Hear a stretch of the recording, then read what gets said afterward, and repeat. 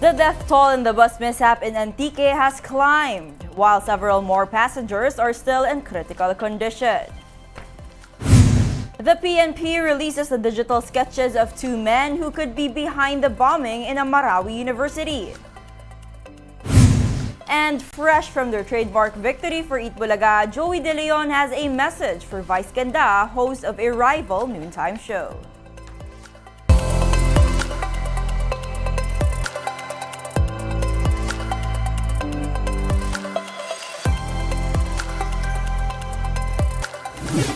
Fast, focused, and fearless. Here's a roundup of stories we're watching now. I'm Bella Gregorio.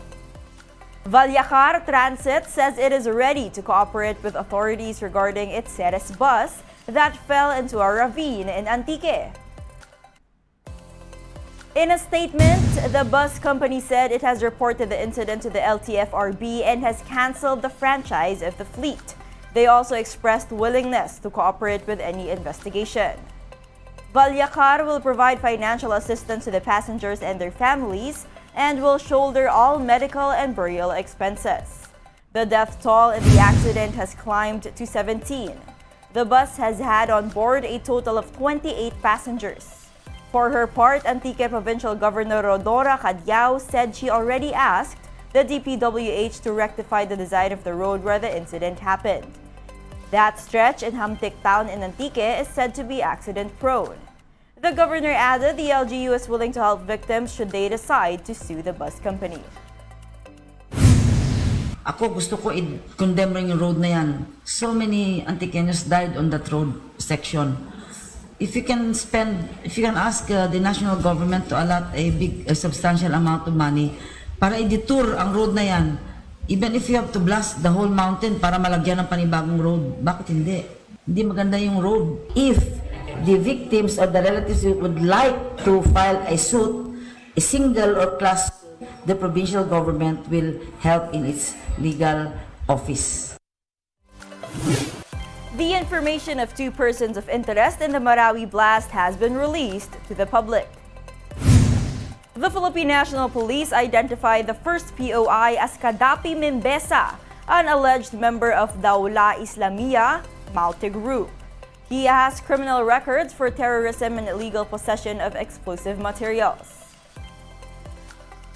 Another alleged member of DI Maute, Arsani Membisa, was named second person of interest in the case. Like Kadapi, Arsani is also wanted for terrorism. Law enforcers suspect these two were the ones who left the bomb at the Dimaporo Gymnasium of Mindanao State University. On December 3, 4 people were killed in a blast in MSU while they were attending a Catholic Mass. At least 45 others sustained injuries from the brazen attack. We now give you a quick look at today's other top stories. ACT Teachers Party List Representative Franz Castro said it is now time for a, quote, real educator to head the education department. This comes as the Philippines once again emerged in the bottom 10 of international assessment for reading, science, and math. The country was ranked 77th out of 81 countries in 2022 from the 79th out of 79 nations in 2018. Transportation Secretary Jaime Bautista says it again. The deadline for consolidation of PUVs is still on December 31. This is part of the PUV modernization program. So far, according to the DOTR chief, 70% of stakeholders have already complied. He reminded that only consolidated vehicles and road-worthy traditional jeepneys will be allowed to ply their routes come 2024. The government said there are no preconditions and no ceasefire set in the initial stages of peace talks with communist rebels.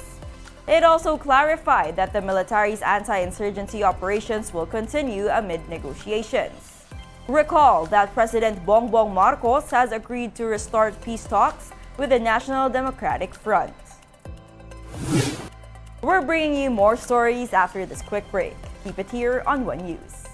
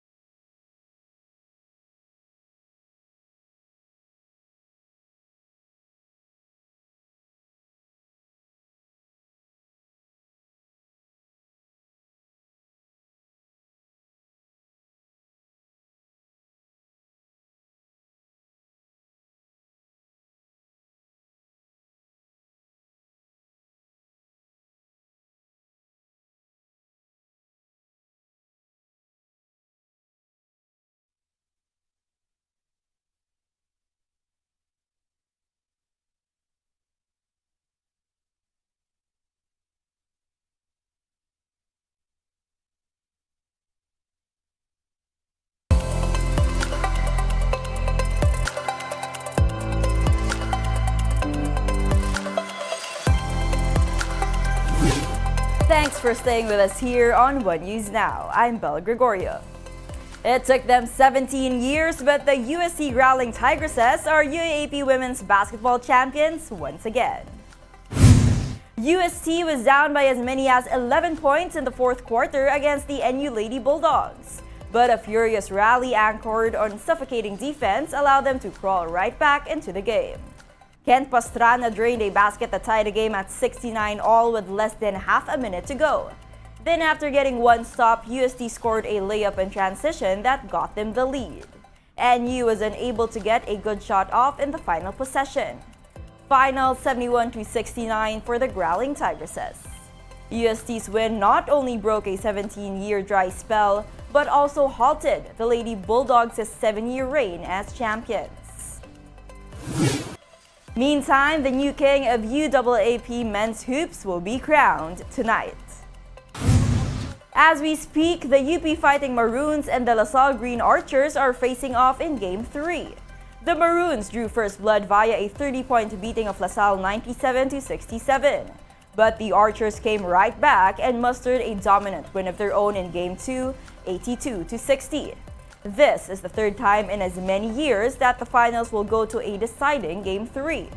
LaSalle is eyeing its first title since season 79, while UP looks to get back the title it lost a season ago. The game tipped off a few minutes ago at the Smart Araneta Coliseum. You can catch that game now on One Sports and the Pilipinas Live app. For the first time in several months, the original Bulaga theme song played on EAT.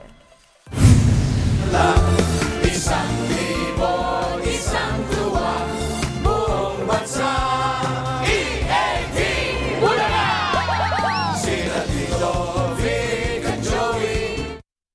Before their noontime show went on air, Tito Soto, Vic Soto, Joey De Leon, and the rest of the Dabarkads held a media conference. There, they celebrated their trademark win for rightful use of the name Eat Bulaga again. We thank the Lord our God for being with us throughout this ordeal. Indeed, the truth will always prevail. Yesterday, the Intellectual Property Office, Bureau of Legal Affairs, decided that we, Tito, Vic, and Joey, are the rightful owners and originators of the trademarks Eat Bulaga and EB. Thus, we, TVJ, have the exclusive and absolute right. Tape Incorporated should not be allowed to profit from the business reputation built by TVJ. For how many decades, TVJ garnered goodwill over the Eat Bulaga brand, and the general public even said that TVJ is Eat Bulaga and Eat Bulaga is TVJ. The IPO's favorable decision, while it is just the beginning, is indeed a milestone and a welcoming development to our legal claims. Abot ang pasasalamat ko sa Panginoon Diyos sapagkat yun yung matagal na naming ipinaglalaban at pinagdarasal eh. MQuest Ventures President and Chief Executive Officer Jane Basas welcomes the ruling of the IPO.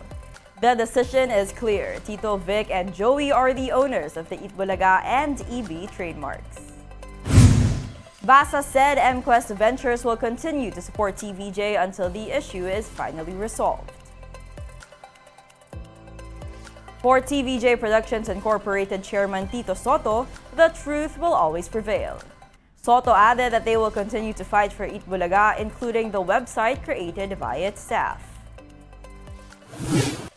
During today's press conference, EAT host Joey De Leon jokingly said that he loves ABS-CBN's It's Showtime more than GMA's Noontime Show.